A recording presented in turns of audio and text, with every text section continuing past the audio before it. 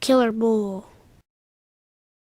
Some time ago, when I was on the warden force, near Henryville, Indiana, there's a friend lives up there, and he was sick, and I was turning some fish loose in a creek. So I thought I'd go over and pray for the man. So I had a little old gun you had to pack as a warden. I unbuckled the thing, throwed it up in the truck, and shut the door. And I thought I'd go across the field over to pray for my friend. As I walked up across the field, I was going along humming. I forgot that down at the Burke's farm, a great big Guernsey bull had killed a colored man down there who was a caretaker. He was a fine animal, and they didn't want to kill him, so they sold him up here to this man. I know there was warnings all around the field, but I'd forgot about it.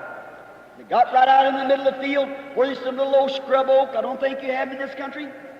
And as I passed by this, all at once this big killer bull raised up. And he snorted. And I recognized that's the bull. I turned first, I felt for the gun.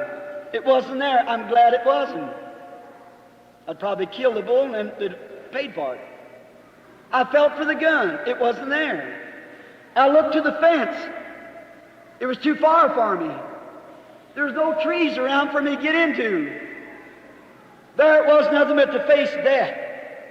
I said, well, Lord, if the time has come for me to die, I want to face it like a man. I shoved my shoulders down. I said, if this is it, if I must die by this bull, then I must die. And something happened. I know this sounds like a child, but it's the truth. Somehow or another, instead of despising that beast, I had a love for it. And I thought that poor thing was laying out there in the field. I come in on his territory. I disturbed him. He don't know no more than to protect himself. And he threw his horns down and dug the dirt up, fell onto his knees, you know how they do just before they charge. And I thought that animal, oh, I'm so sorry that I disturbed you.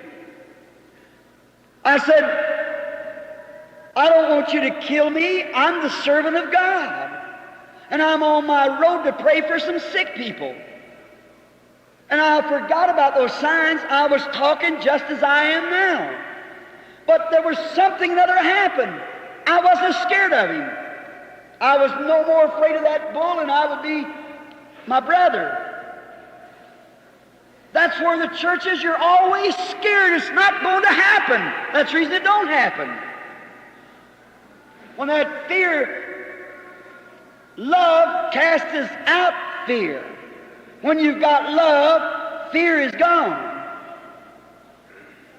But as long as you got fear, love cannot operate. And when the bull made his charge to come to me, he come within about 10 feet, and he stopped and threw his front feet out, and he looked so depleted as he looked this way and that way. And he turned and went right back around and laid down over there where he got up at. I walked across the field and went out of the pasture. He just laid there and looked at me. It was love that took the fear away, and God seen me through. Now, after I got out of the pasture and that left me, then I just shook like a leaf. But while I was in the presence of Him, the fear had left.